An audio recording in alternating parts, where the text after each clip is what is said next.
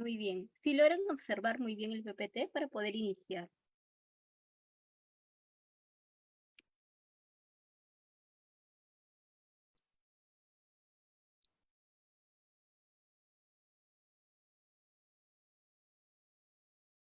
Y bien, vamos a iniciar con esta disertación. Igual se les va a pasar el material para que los puedan tener también.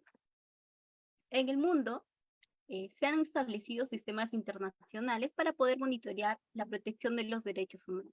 El día de hoy, en esta presente exposición, nosotros vamos a abordar específicamente al Sistema Interamericano de los Derechos Humanos, que fue creada por la OEA.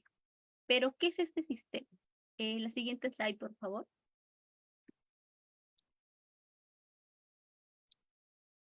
Muy bien.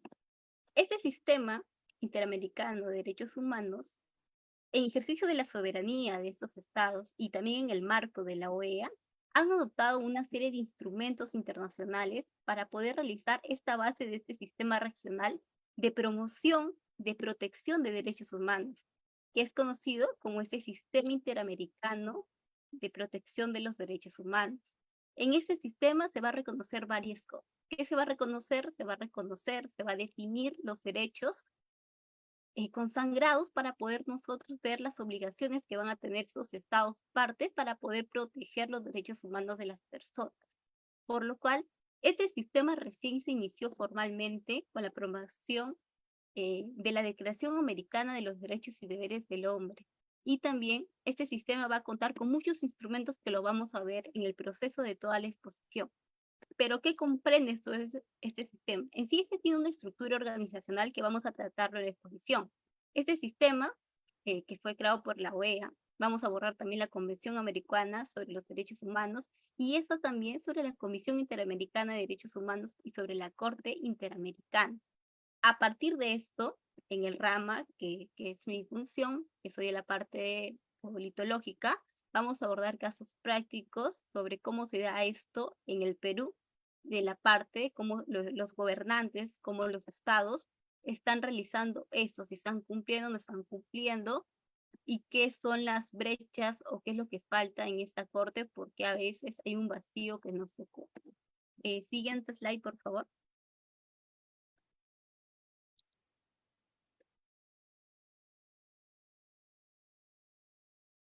La siguiente, por favor.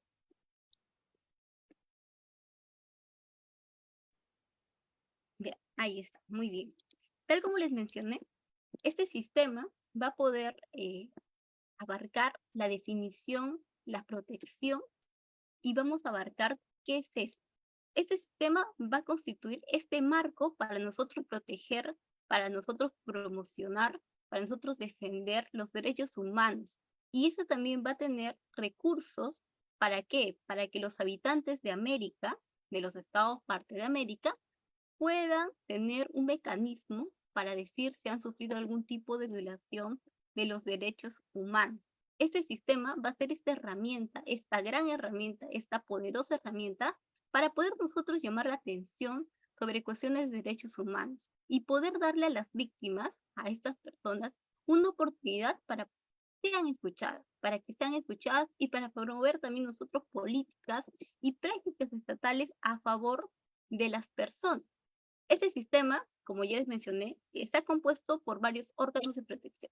Como ya les dije, vamos a abordar la Corte Interamericana, la Convención Interamericana, y estos también van a contener diferentes funciones, diferentes formas en las cuales los representantes van a ser elegidos, y también diferentes ámbitos que puedan ayudar a las personas. Siguiente slide, por favor.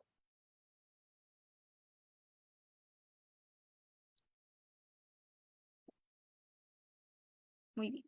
En cuáles son los principales instrumentos a los cuales nosotros vamos a regirnos es la Carta de la Organización de los Estados Americanos, la Convención Americana sobre los Derechos Humanos, la Declaración Americana sobre los Derechos y Deberes del Hombre, la Convención Interamericana para poder nosotros prevenir las sanciones y torturas, y la Convención Interamericana para poder prevenir, sancionar, erradicar la violencia contra la mujer.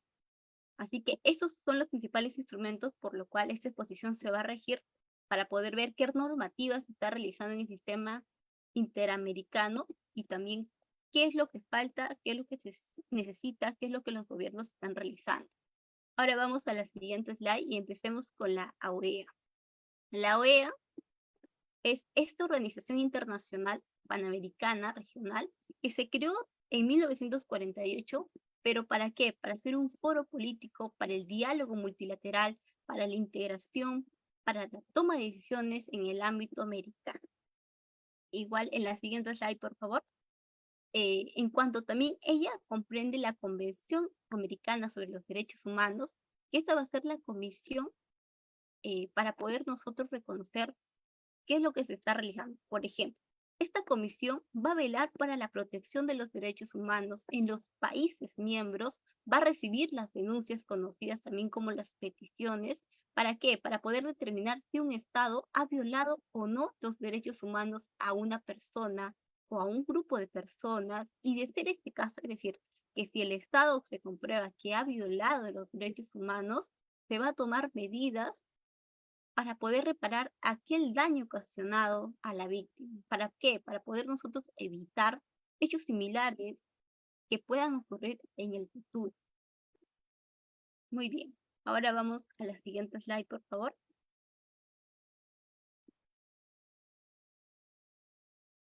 Muy bien.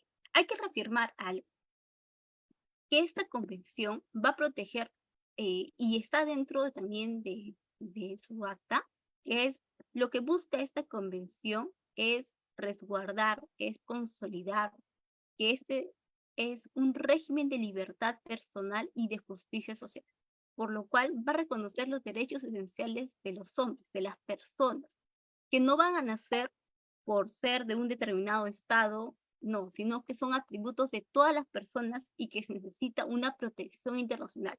Es decir, que no solo se necesita la protección en su determinado país, sino se debe de proteger en cualquier parte de donde está esa persona.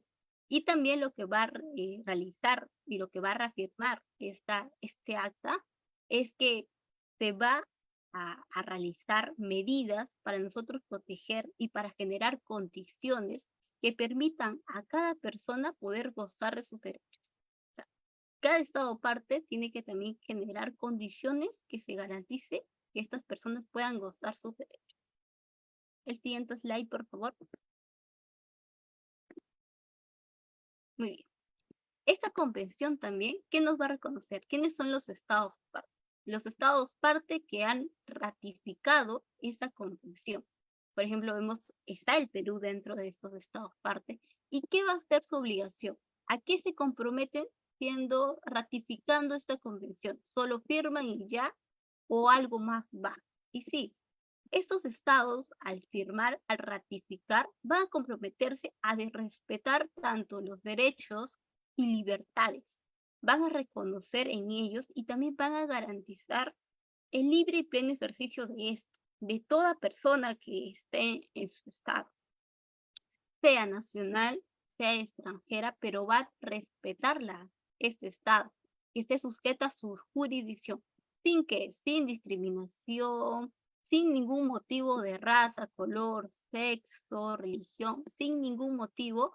Este estado se está comprometiendo a ratificar que tiene que garantizar todos los derechos y también las libertades reconocidas en esta convención, que vamos a ver más adelante cuáles son, y también a qué por ejemplo, si dice derecho a la vida, ¿qué es lo que entiende esta convención con derecho a la vida?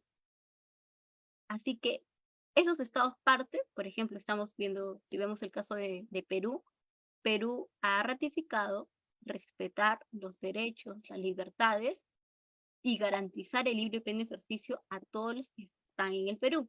¿Y cuál es su deber? El deber es que en el ejercicio de los derechos y libertades, en todo ello, los estados parte también se van a comprometer a adoptar medidas, a arreglar procedimientos constitucionales, a disponer medidas legislativas para que, si fuera necesario, garantice esto. ¿Qué quiere decir? Que si el Estado, por ejemplo, en la Convención dice algo y no está en su Constitución, pues tiene que modificar. ¿Para qué? Para cumplir, para hacer velar de que se respete los derechos y las libertades reconocidas en ello. Ahora, una siguiente slide, que es una aclaración. Una aclaración para poder comprender y seguir pasando. Que en relación a los estados, que no han ratificado esto, que no han ratificado la convención, la Corte Interamericana, que lo vamos a ver casi en los últimos puntos, no va a tener competencia para poder conocer los casos contenciosos respecto a ellos, pero que sí, la Comisión Interamericana sí va a tener la facultad para poder recibir, para poder examinar peticiones individuales de las personas sobre aquellos estados referente a una violación de sus derechos humanos establecidos en la Convención. Por ejemplo, un país que no sea parte, una persona que considera que su Estado, que no es parte, pero que está violando sus derechos humanos, puede realizar eh, una petición individual y ello va a la comisión.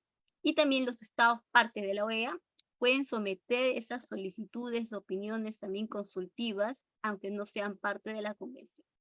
En cuanto a la Declaración Universal de los Derechos Humanos, solo puede realizarse el ideal de ser humano libre, el exento de temor y las condiciones que permitan que cada persona pueda gozar de sus derechos. Por lo cual, ahora sí vamos a la siguiente slide, que ya viene con los derechos que, que se garantiza y que señala la Convención que estos estados partes deben de garantizar y lo que va a servir también a poderlo analizar, analizarlo políticamente, que es lo que se necesita garantizar. Lo primero que nos señala la Convención es el derecho a la vida, que nos señala para la Convención el derecho a la vida es que es todo Estado que tiene que respetar la vida. Y ellos conciben la vida desde la concepción, desde que el bebé es concebido, es vida. Y en cuanto a la pena de muerte, por ejemplo, es un tema de discusión en el Perú. En cuanto a la pena de muerte, si el Estado, por ejemplo, a la ratificación no ha abolido la pena de muerte, el Estado no puede instaurar esto, sino te señala explícitamente, literalmente, que en los países que no han abolido la pena de muerte, en los que todavía tienen, solo puede ser si son delitos graves. Y obviamente cumpliendo la sentencia y todo ello. Pero también te señala que no se puede restablecer la pena de muerte, es decir, que si tu país ya no tiene no puede restablecer. Otra de las cosas que también te señala es que no puede haber pena de muerte a menores de 18 años como mayores de 70 años.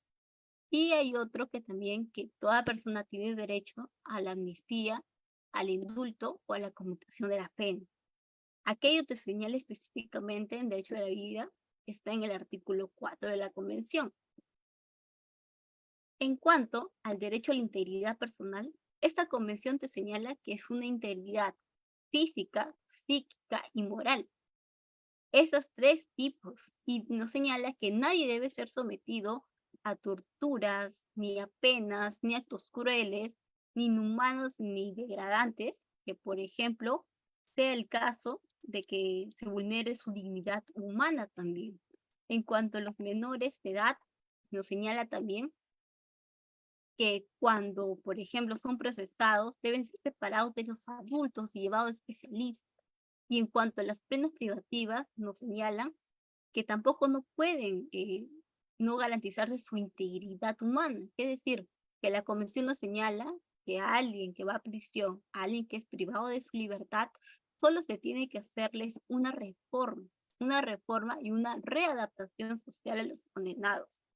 No permite luego ahí, hay otro también que no permite torturas ni actos violentos. ¿Por qué? Porque la convención lo que busca hacer es una reinserción, una reforma, una readaptación de las personas. No busca vulnerarlos, no busca transgredirlos, no busca quitarles la dignidad humana que cada uno de ellos tiene. Así que ahora vamos a la siguiente slide, que vamos a ver ya qué es el tema de la prohibir la esclavitud y la servidumbre.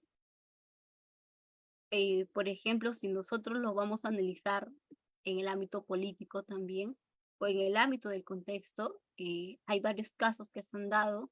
Hubo un caso muy sonado, que es el caso de que, no me equivoco, en Gamarra, que había unos jóvenes trabajando en unos containers, donde muchos señalaron que eso era esclavitud moderna, por lo cual la convención sí nos señala que prohíbe la esclavitud y la servidumbre, el trato de esclavos, el trato, también la trata de mujeres, también el trabajo forzoso, el trabajo obligatorio, el trabajo, en cuanto a las personas que también ahí te lo señala claramente, que las personas que están privadas de su libertad, es decir, las personas que están en la cárcel, no se les puede dar un trabajo forzoso, un trabajo que pueda afectar la dignidad ni a la capacidad física e intelectual. O sea, te señala claramente que no se... ¿Por qué? Porque la convención lo que ellos señalan es que se busca readaptar, se busca la reinserción de estas personas privadas de la libertad, por lo cual es algo que la convención y lo que ellos también buscan es esto. Obviamente que hay excepciones, que son cuando están en una sentencia, cuando están en servicio militar, o sea, hay excepciones, pero sí de fondo es lo que ellos señalan. Y en cuanto al derecho de la libertad personal, lo que se busca es que toda persona va a tener derecho a la libertad, a la seguridad personal, por lo cual está prohibido el tema de una detención, de un encarcelamiento arbitrario, de una detención y que no te informen por qué te han detenido, o de una detención y que te dejen en un plazo no razonable. No, una detención debe tener un plazo razonable, debes saber por qué te han detenido y debes también, si no te dan un plazo razonable, debes ser puesto a libertad. Y también te señala claramente que nadie puede ser detenido por deudas. Esto es lo que la convención te señala. Hay países, por ejemplo, en el tema de esclavitud y servidumbre, por ejemplo, al país de El Salvador, mucho en la prensa van con el tema de los trabajos forzosos y que se afecta la dignidad de las personas en la cárcel y que no se está garantizando los derechos humanos. Eso ya lo vamos a abordar al final, pero también hay casos en el contexto político que en muchos casos que se les señala, ¿no? Por ejemplo, lo que también vemos en casos prácticos es la libertad personal cuando hay protestas y luego las personas no saben dónde están, no hay información sobre eso también, que luego se va a abordar, pero hay que verlo en la práctica también. Todo lo que nos señala esta convención es muy rico porque luego vamos a ver la corte y con ello vamos a ver cómo tienen que actuar. Ahora vamos a una siguiente slide, que es también el principio de legalidad, que es que no hay retroactividad. Es decir, que si me condenaron tal día, o sea, si nadie te va a poder condenar por un delito que no, o sea, por una ley que no se ha dado en el tiempo que están condenados, es decir, que no se puede ver acción y omisión al momento de cometer, es decir, que no te pueden juzgar hoy y luego mañana te juzgan porque no, se creó esta ley y tenemos que aplicarle, no, no existe eso, no hay retroactividad. En cuanto a la protección a la honra, es reconocer la dignidad. Lo que la comisión busca es reconocer la dignidad de las personas. Nadie puede ser también objeto de injerencia, objeto arbitrario, objeto de injerencias abusivas en su vida privada. Es decir, que las personas no pueden eh, agarrar y empezar a lanzar calumnias sobre la vida privada, sobre la familia, sobre el domicilio o sobre lo que sea a otra persona, afectando la reputación que pueda tener, por lo cual es lo que se señala, y también derecho a la indemnización, que es de una persona. Todas las personas tienen derecho a que sean indemnizados cuando la ley ha cometido error judicial. Y este caso lo vemos porque cuando se examina que el Estado sí fue culpable y que sí violó los derechos humanos, que se realiza una indemnización.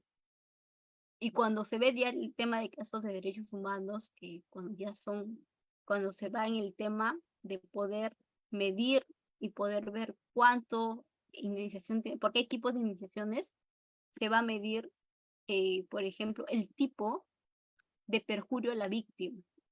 Si es algo que obviamente una muerte no se puede reparar, el medio no más factible, pero es el medio que puede garantizar algo, es una indemnización pagándole una reparación, ¿no? Un monto. porque la vida no se puede comprar. O sea, hay tipo de indemnización que es otro curso más específico, saber nosotros medir qué es lo que se vulnera y preponderar derechos y ver cuál se está vulnerando más. Y también el derecho a la reunión, que es que se reconoce el derecho a la reunión pacífica, a la reunión sin armas. Obviamente todo eso tiene excepciones en el tema de que también si la ley señala el tema de la seguridad, el orden público también. Y es otro tema de todo, de excepción y todo. Ahora vamos a una siguiente slide, que es la libertad de conciencia y religión y la libertad de pensamiento, que se interrelacionan en verdad. Toda persona va a ser y va a tener derecho a poder a la libertad de conciencia, a la libertad de religión. Todas las personas pueden conservar la religión o a la creencia que ellos consideren, a poder cambiar de religión, a poder cambiar de creencia, a poder profesar, a poder divulgar sus conocimientos, a poder divulgar su religión, sus creencias. Es decir, que nadie puede ser restringido a algo solo por su creencia, solo por su religión. Todas las personas tienen derecho a poder manifestar su propia religión. ¿Por qué? Porque es un derecho. Y lo que la Convención busca es que todas las personas guarden, logren sus libertades y tengan dignidad también. Es por eso que también los papás, los tutores, van a ser esas personas que logren que sus hijos también puedan lograr una propia convicción. En cuanto al derecho de pensamiento, es que toda persona tiene libertad de poder buscar, de difundir, de recibir informaciones e ideas de todo índole. Derecho también a qué? A la reputación de los demás. Obviamente todo eso en el ámbito de la protección de la seguridad nacional y todos también tienen derecho a la protección moral de la infancia y de la adolescencia. Nadie puede ser sometido a la censura previa. Además, en cuanto está prohibido también una propaganda. O sea, hay una prohibición también aquí que es prohibición a la propaganda sobre guerra, sobre cualquier el tema de apología al odio, a la apología a odio nacional, al tema racial, religioso, cualquier apología de odio también está reconocida que es algo que se prohíbe en toda ley. Ahora vamos con la siguiente slide, que es la libertad también. De ahí una más. La siguiente slide, que es la protección de la familia. Por ejemplo, que todo lo que busca también es que la familia es un elemento natural, es el elemento fundamental de la sociedad. En cuanto a la Convención sobre el tema de matrimonio, nos señala que se reconoce el derecho del hombre y de la mujer para poder contraer matrimonio. En cuanto al libre pleno conocimiento y consentimiento de los que se están casando. Y también que todos tienen derecho a tienen derecho tanto los hijos dentro del matrimonio como fuera del matrimonio y tienen el mismo derecho. Toda persona también tiene derecho al nombre propio, sea con el apellido del papá y la mamá o sea el apellido solo de uno de ellos. Así que, por ejemplo, esto es muy importante también porque también lo pueden reconocer solo un papá. Lo que nos señala la convención no es si lo puede, por ejemplo, si es la mamá o del papá, no. En la convención nos señala que puede ser reconocido por los dos o solo por uno. Y el derecho al niño, todo niño, y en la realidad todo niño tiene medidas de protección, tiene derecho a que se lo cuide, derecho a la medida de protección tanto por la familia, por la sociedad y por el Estado. Recordar que los niños también son población vulnerable por todos los riesgos que existen. La siguiente slide, que es el derecho a la circulación. Toda persona tiene derecho legalmente en el territorio a poder salir libremente a cualquier país. También toda persona y en ningún caso un extranjero puede ser expulsado, devuelto a otro país, sea de origen o no, sin ningún motivo, y más si está en riesgo a una violación o a causa dada. Por ejemplo, ahí podemos nosotros ver en derecho internacional humanitario, que es el non-refoulement, que es no puedes votar o no puedes expulsar a una persona que sabes que si tú lo sacas de tu país y lo estás repatriando a otro país, pone en riesgo su vida. su vida o su dignidad, salvo si es en caso de seguridad nacional. Ahí sí está permitido también. Y otra de las cosas que también te prohíbe es la expulsión colectiva de todo un grupo de extranjeros. ¿Para qué? Otra de las cosas que también nos señala aquí es el derecho a la nacionalidad. Toda persona tiene derecho a una nacionalidad en el territorio donde nació o en el territorio que sea su derecho porque sus padres son ahí también. Y el derecho a la propiedad privada. Toda persona tiene uso y goce de sus bienes y también al pago de la indemnización justa. No se prohíbe el tema de la usura y de la explotación.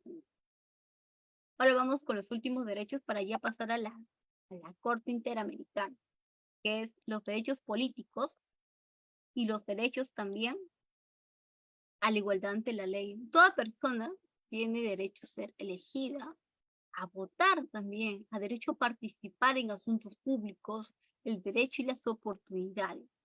Todas las personas son iguales ante la ley y todas las personas tienen derecho también a la propiedad privada, que es a recursos, a los derechos a toda persona que te pongan recursos también. Ahora ya vamos con la siguiente, que es la Comisión Interamericana de los Derechos Humanos. Esta va a ser el órgano, el organismo de todos los estados americanos. ¿Para qué? Para poder promover la observancia, la defensa de los derechos humanos. Y va a ser también este órgano constitutivo de la OEA.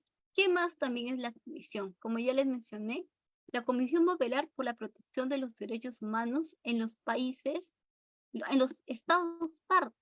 Va a recibir que las denuncias conocidas como las peticiones para poder determinar si un estado ha violado los derechos humanos de una persona, de un grupo de personas. Va a ser también, va a ver las medidas que se debería de tomar el estado para poder reparar el daño ocasionado, para poder evitar cosas similares. ¿Y qué más también es? ¿Cómo se eligen estas personas? ¿Quién las elige? ¿De dónde sale?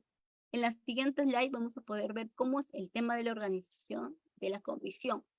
Esta comisión se va a componer de 7 miembros. 7 miembros que son personas de alta autoridad. En la siguiente slide van a ver personas de alta autoridad, de moral y reconocida versación en el tema de derechos humanos. La comisión va a representar a todos los miembros, a todos los estados partes que integran esta OEA. ¿Y cómo se va a dar la elección? Los miembros de la comisión son elegidos a título personal en la Asamblea General de la organización. ¿Y cómo? Los candidatos van a ser propuestos por los gobiernos de los estados miembros. Cada estado miembro puede elegir a 3 candidatos. En requisito, ¿cuál es el requisito ahí? Que mínimamente uno sea de su nación. Los otros 2 pueden ser también de su nación, es decir, de su mismo país, o pueden proponer a otros candidatos que no sean de su país. Es decir, que un país, por ejemplo, Perú, puede proponer a una persona, a un miembro que no sea de Perú, puede proponer de otro. Los requisitos sí que te piden es que sea mínimo uno nacional y te dan la posibilidad de escoger 3 candidatos. En cuanto a la duración de los miembros, son elegidos para 4 años. Pero, y también solo pueden ser elegidos una vez. Pero ¿qué hay también aquí? Que 3 de ellos, 3 de los elegidos, 3 de los miembros elegidos, 3 de 7, solo van a ser designados en la primera elección. Y solo van a expirar o solo se va a durar su cargo 2 años. Y luego de que pasen esos 2 años, se va a hacer un sorteo en la asamblea con los nombres de los miembros, de los 3 miembros para que ocupen su cargo.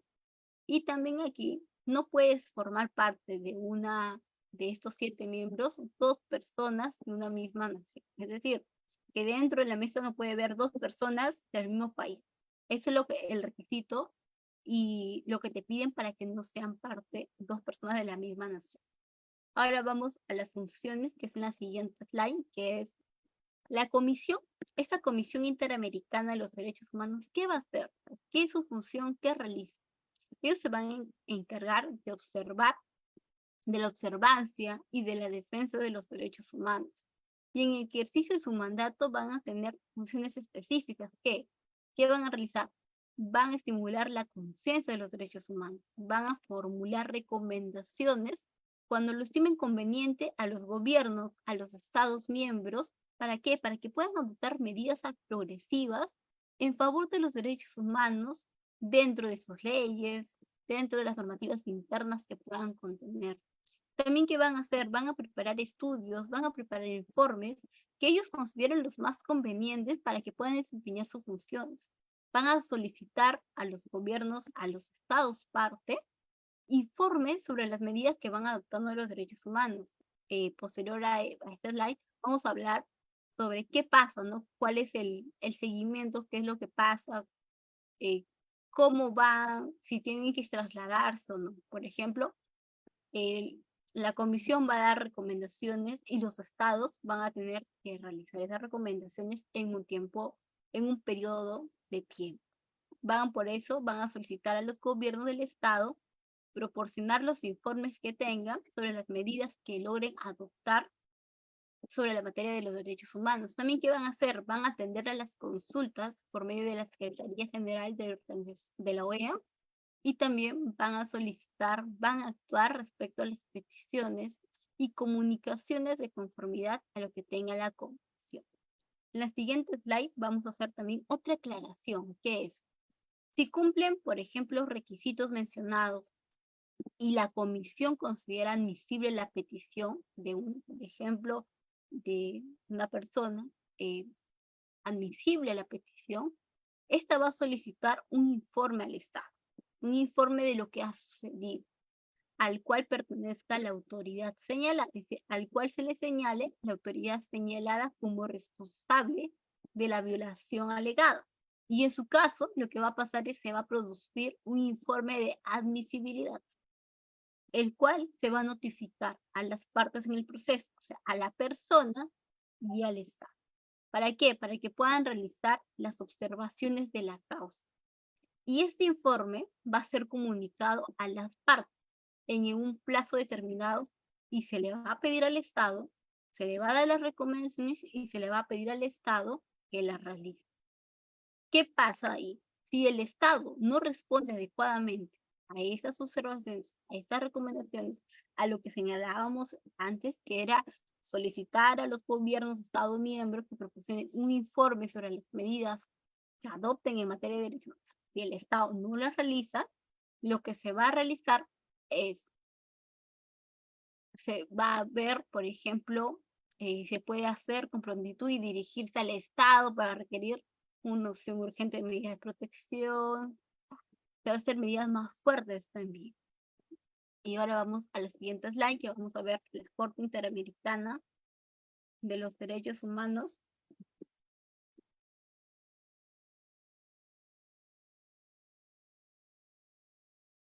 Muy bien. En cuanto a la Corte Interamericana de Derechos Humanos, esta institución judicial autónoma, y que esta va a tener como objetivo poder interpretar, poder aplicar la Convención y otros tratados, esta Corte, ¿qué va a hacer? Va a dictar sentencia. ¿Sobre qué? Sobre las denuncias presentadas contra los estados que han aceptado su competencia contenciosa. Acá hay una precisión también.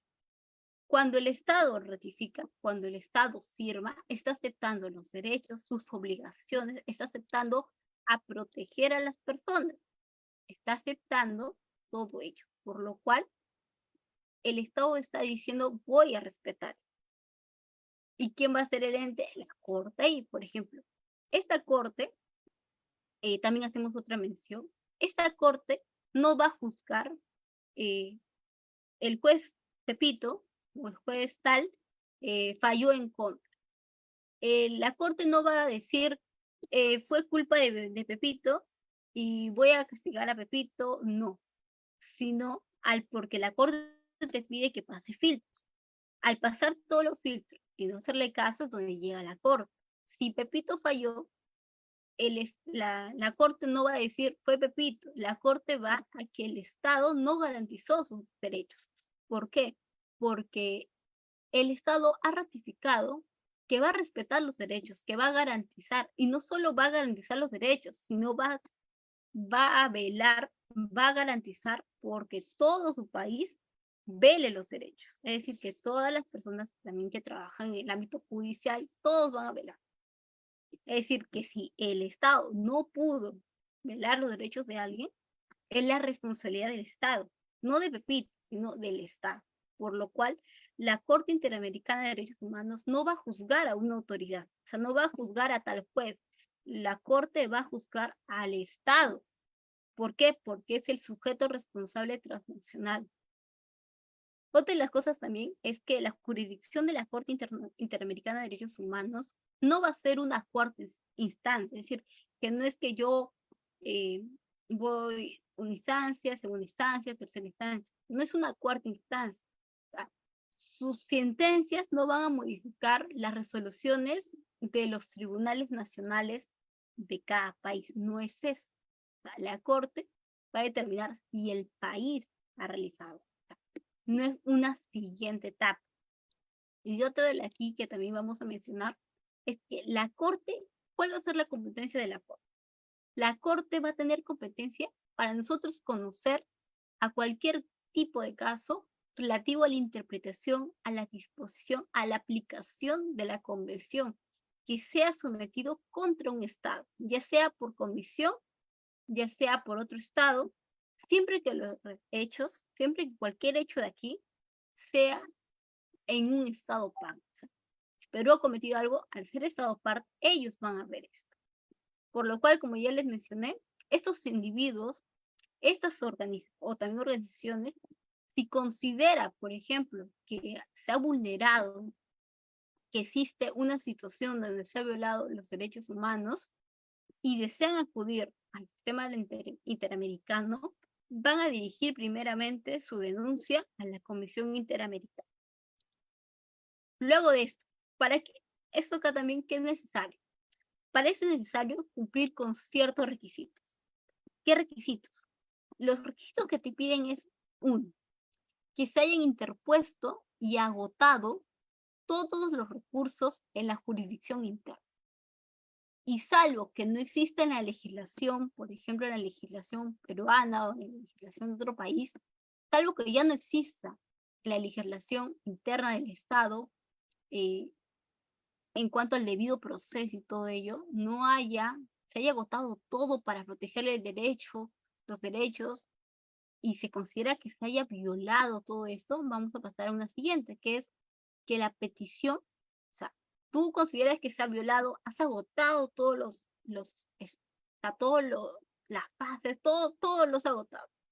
Consideras que se ha violado y todo ello. Vas a pasar a que esa petición solo puedas presentarlo en un plazo máximo de 6 meses, no más, 6 meses, a partir de la fecha en el que presuntamente lesionado en sus derechos humanos haya sido notificado de la decisión definitiva. Es decir, puede ser que haya pasado el caso en el 2016, pero obviamente sabemos que el sistema judicial es muy lento, pero en una etapa se demoró 1 año, el otro se demoró 2 años, o sea, en la última etapa, recién, por ejemplo, digamos hace 2 meses, llegó a la última etapa, ya. A partir de la fecha final, es decir, a partir de la fecha del presuntamente donde se notificó la decisión definitiva, a partir de esa fecha inicia la cuenta de 6 meses. O sea, solo una persona tiene derecho a en esos 6 meses, a partir de esa fecha, poner esta petición. Y la tercera, que la materia de la petición, o sea, en la materia de la petición que se realice, no esté pendiente de otro procedimiento de arreglo internacional. ¿Qué quiere decir?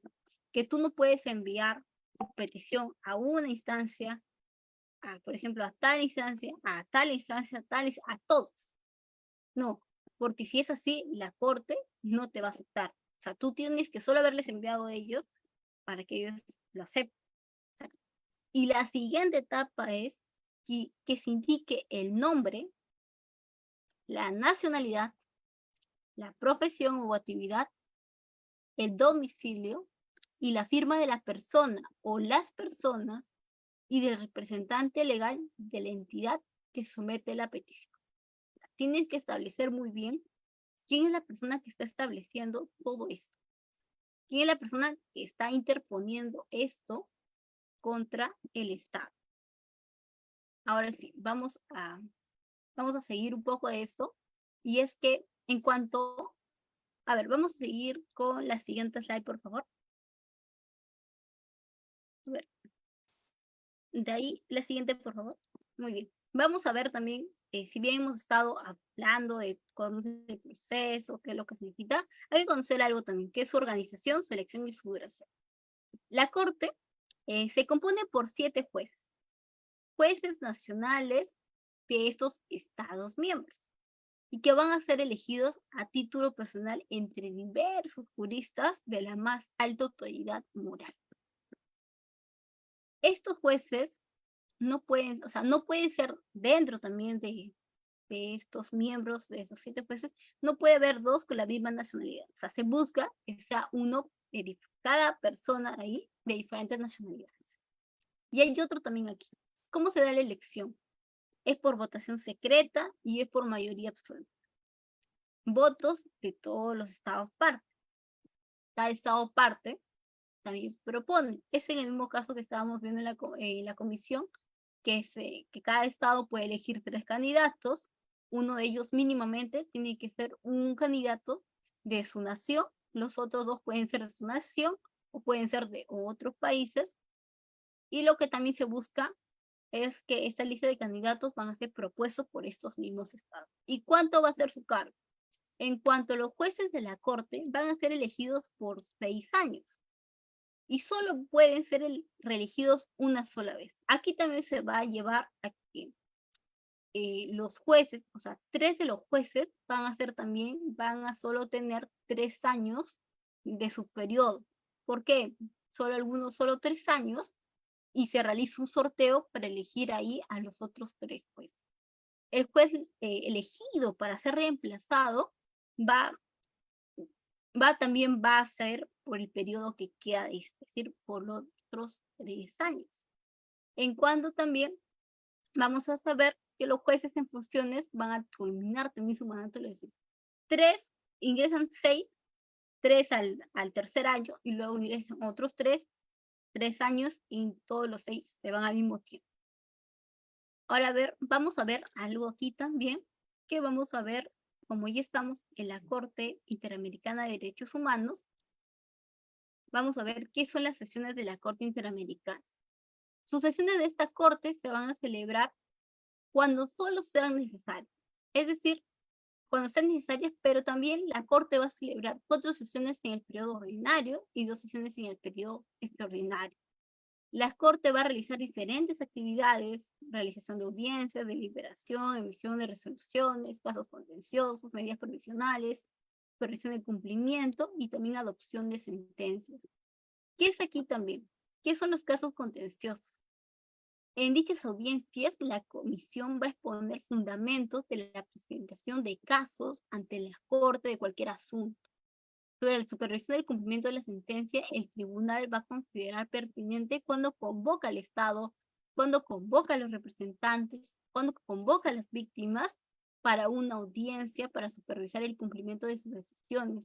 Y sobre las medidas provisionales, el Estado va a presentar información sobre las medidas que adoptó para poder, o con la finalidad, para poder superar esas situaciones de extrema gravedad, de extrema urgencia, para poder reparar el daño, para poder mejorar los casos, para demostrar las circunstancias que han dejado de verificarse en los hechos. ¿Qué pasa con esta decisión de la Corte? ¿Qué se realiza? Esta decisión de la Corte se va a dar por mayoría de los jueces en el momento de la votación. La presidencia va a someter todos estos asuntos punto por punto y el voto de cada juez debe ser afirmativo o negativo, sin que pueda emitirse ningún tipo de abstención. Y en caso de empate, va a definirse por el voto de la cabeza, por el voto de la presidencia. Es decir, que no puede haber un empate. Luego de esto, vamos a ver un poquito más de esto y luego ya vamos a ir con un caso práctico para poder culminar esta exposición y también para que ustedes puedan ver en qué situación está el Perú y qué es lo que está también pasando con estos casos. Supervisión de cumplimiento. ¿Cómo se ve el tema del cumplimiento de un fallo? Por ejemplo, Esta Corte va a pedir información al Estado sobre las actividades desarrolladas para poder cumplir con las medidas de reparación ordenadas en el plazo ordenado de la Corte, recabar también las observaciones de la Comisión de las Víctimas, apreciar si se cumplió o no se cumplió con la sentencia, orientar a las acciones del Estado para este fin, obligar también a informar a la Asamblea General sobre el cumplimiento de esos casos y también van a considerar pertinentes si el tribunal va a convocar o no al Estado y a los representantes de la víctima. Es decir, no solo se va o no solo se queda en en que ya culminó y que ya hicieron un fallo y tanto, no, sino que también se busca que se pueda hacer un seguimiento de lo que ha pasado. Así que no solo se queda ahí. Ahora sí vamos a ir con un caso práctico, que es, a ver, vamos a ir, por ejemplo, justo hace poco se realizó un caso de una niña, la cual se hubiera tenido injerencia la Corte también ahí. En cuanto a la niña, que fue un derecho de la niña víctima de una violación y que no se le garantizó el acceso al aborto y se la quiso procesar penalmente por autoaborto. ¿Qué pasa ahí? También lo que se busca es que el Comité de los Derechos Humanos, en este caso el Comité de los Derechos Humanos también, señaló que se violó los derechos a la salud y la vida de una niña.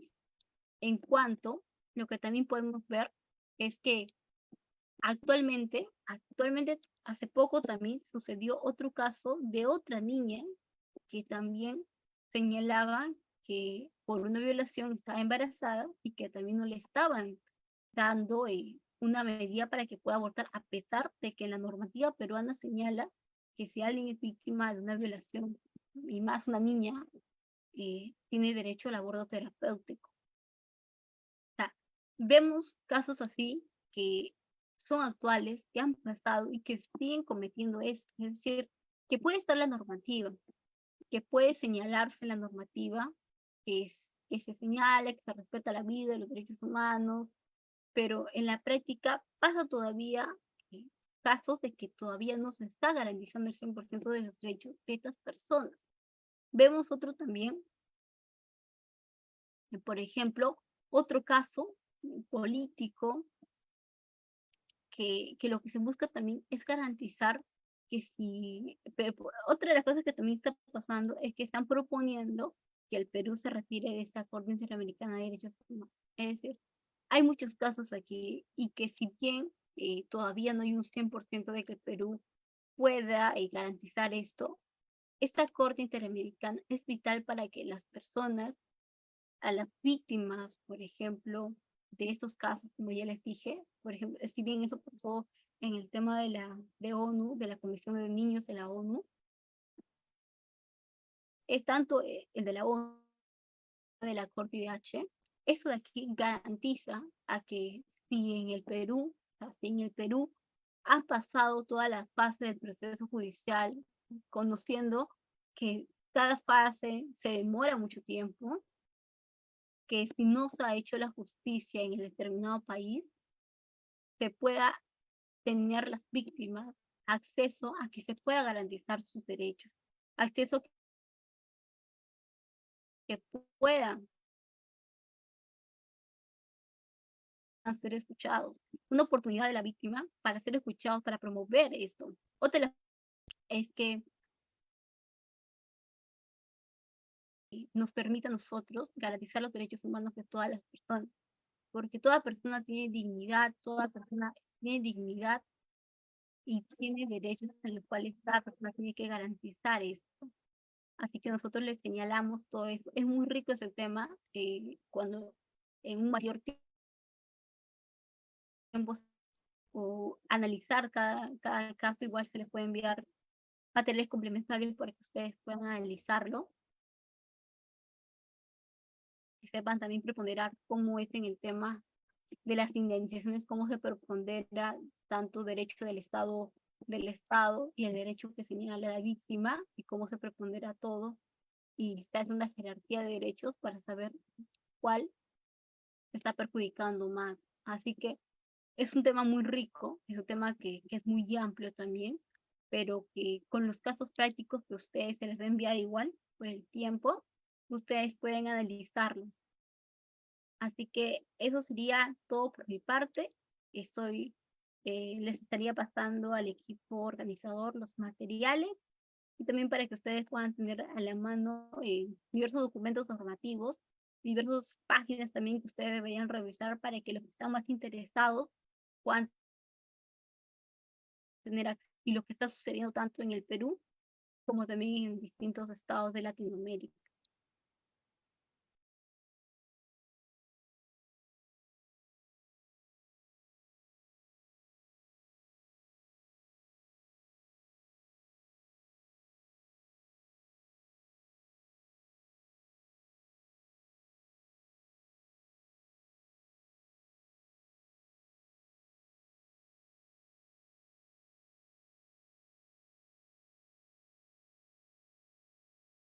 Yo te doy pase para que puedas seguir. Sí, muchas gracias, doctora, por su tiempo, por todo lo que, por todo lo que aportó el día de hoy. Bueno, de parte del Día del Abogado, agradecido por su impecable, impecable presentación y muchas gracias. Y a todos, y con todos los presentes, mm,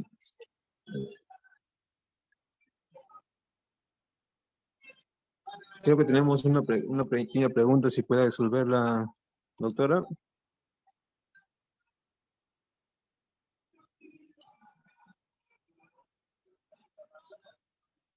Ah, ¿sí me escuchan, doctora? Sí, sí te logro escuchar.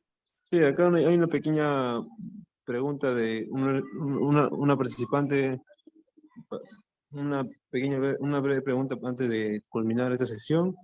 Dice, ¿qué función cumplirían las fiscalías especializadas en derechos humanos? Sí, acá mira, si bien la fiscalía es en el ámbito nacional, lo que pasa es que si bien va a haber una investigación nacional, lo que la Corte y lo que este sistema interamericano va a buscar es que si en el país, porque lo que se busca es que si se ha agotado todas las fases en todo el sistema judicial peruano, ahí recién, como se le señalaba los requisitos, ahí recién es válido y luego, o sea, luego de que se ha agotado todo, si se ha logrado el tema del máximo 6 meses, si no se ha ido a otros sistemas judiciales internacionales para ver esto, y si coloca sus nombres y todo ello, o sea, si se tiene todo esto y si no se ha velado en el Perú, eh, todo esto ellos lo van a ver. En cambio, en cuanto a las fiscalías especializadas en derechos humanos, va a ser una parte importante a que no se llegue hasta la última instancia, es decir, a que no logre establecerse hasta la última instancia para poder recién ver qué es lo que no está pasando o lo que falta. Lo que sí, ya, ahorita también voy a responder esa, con lo que pasa es que esa fiscalía va a ayudar a que menos casos puedan llegar al tema de la corte IDH. Y eso es lo mejor, porque, como les mencioné, en el tema judicial peruano es muy lento. Es decir, que para que se haga justicia se necesita varios años. Y estas fiscalías van a ayudar a que no se, o sea, a que sí en las fases puedan lograrse ayudar. Por ejemplo, les comentaba el caso que si bien era en el tema de la ONU, una niña violada, aparte de que fue violada, aparte que no se le garantizó el aborto terapéutico, que en su normativa señala que a una menor a esa edad, porque es menor de 14 años, si no me equivoco, se le debe garantizar, se le debe ofrecer el tema del aborto terapéutico, aparte que no se le hizo eso, aparte el Estado le estaba juzgando por un tema de preaborto, o sea, por un tema, o sea, era como que la víctima estaba siendo juzgada por el Estado. Son cosas que no deben pasar, pero que estas fiscalías van a ayudar a poder garantizar que sí se vele por el tema de los derechos humanos. En cuanto a lo que me enseñó, si no me equivoco, María, María.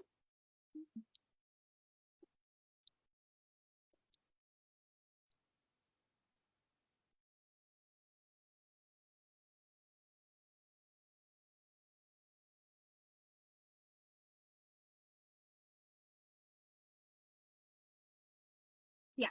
En cuanto a lo que señaló María, lo que sí busca una cierta parte del tema de los internacionalistas peruanos es que hay diferentes internacionalistas peruanos que buscan que el Perú se retire de esta Corte Internacional. ¿Por qué? Porque señalan a veces que estos informes de la CIDH no sería la mejor decisión que realiza esta Corte, que porque señalan que, por ejemplo, el Perú tuvo violaciones de los derechos humanos, que malogra la imagen del país afuera. O sea, más que por todos esos casos, le puedo enviar también una nota que donde está, por ejemplo, internacionalistas que señalan que por qué señalan que Perú tuvo grandes violaciones de los derechos humanos. O sea, niegan que hubo esos casos y que eso está afectando la reputación del Perú, que por ello deberían de salir. Hay diversas posiciones sesgadas. Otra parte también que se señala en eso, que es un tema controversial, es que muchas de los sectores señalan de que el Perú debería tener el tema de la pena de muerte. Estando en esta corte, estando ratificando la convención, el Perú no puede realizar pena de muerte. ¿Por qué? Porque el Perú señala y respeta tanto los artículos que se señalan ahí. En los artículos que se señalan ahí, el Perú no puede hacer una política, una normativa en la donde se señale que va a haber pena de muerte. Si si no decía esa ley antes de tu ratificar.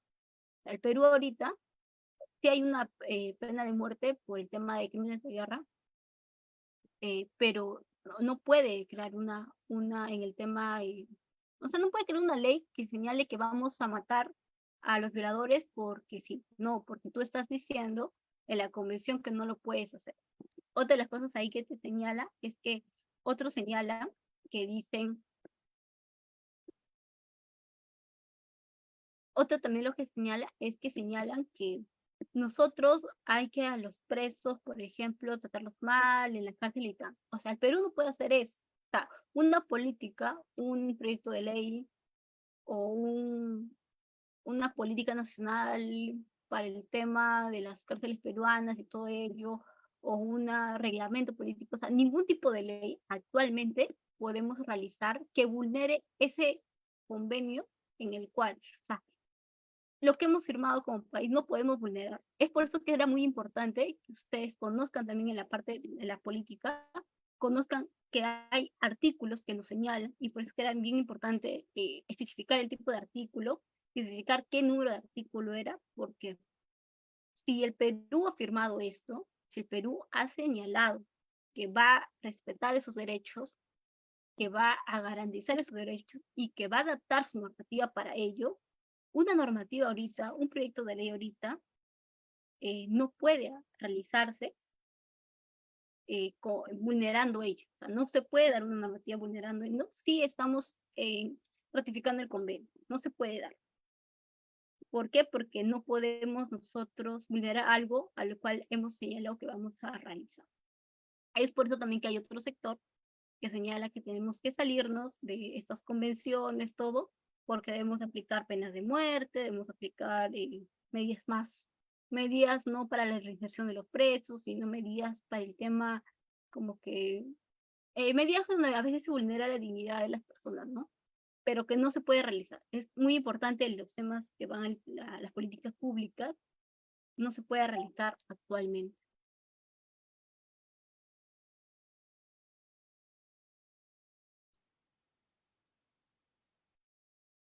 Sí, si es una fiscalía especializada en derechos humanos, la Fiscalía Especializada en Derechos Humanos tiene que abocarse a los temas de los derechos humanos. O sea, es su función.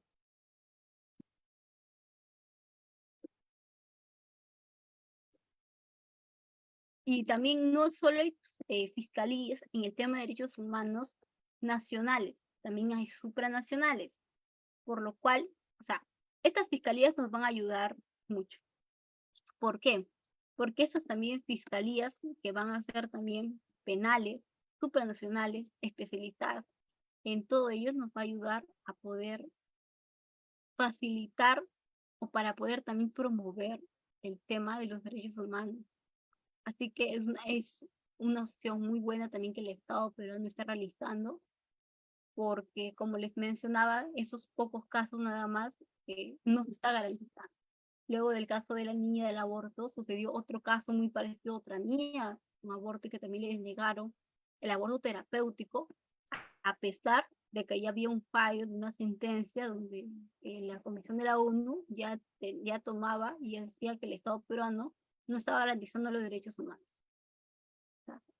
Pero considero que la Fiscalía va a poder ayudar a que más víctimas puedan lograr la justicia en el menor tiempo posible.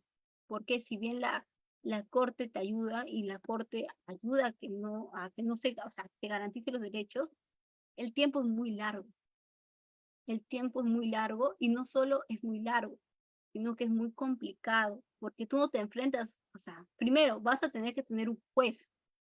O sea, es un proceso también costoso. Vas a tener un juez, vas a tener, diré, un abogado. Y no te estás enfrentando, o sea, la víctima no se está enfrentando con tal persona, se está enfrentando con un Estado. Es un proceso muy largo y es un proceso también muy cansado, y que a partir de estas fiscalías va a ayudar a hacer este proceso más lento. Y yo aplaudo que también se esté dando porque esto va a ver más a que menos víctimas puedan alargarse tanto tiempo lograr la justicia también. Así que igual se les va a pasar los materiales, las sentencias, para que ustedes puedan tener y puedan también, a los que les gustan estos casos también, puedan analizar los casos prácticos, que son casos que les va a ayudar también a analizar todo eso bastante. Así que muchísimas gracias a cada uno y le doy pase a Jan. Muchas gracias, doctora, por su participación el día de hoy. Reiterarle agradecimiento por su tiempo, gracias a los que participaron, gracias por absolver esas dudas. Les pedimos gracias por estar el día de hoy y a todos los asistentes del día de hoy. Gracias por estar presentes en esta sesión y a toda la oportunidad. Muchas gracias, doctora. Muchas gracias a cada uno y se les va a enviar los materiales para que puedan complementarlo, señora. Doctora, muchas gracias. Buenas noches con todos. Nos despedimos. Muchas gracias.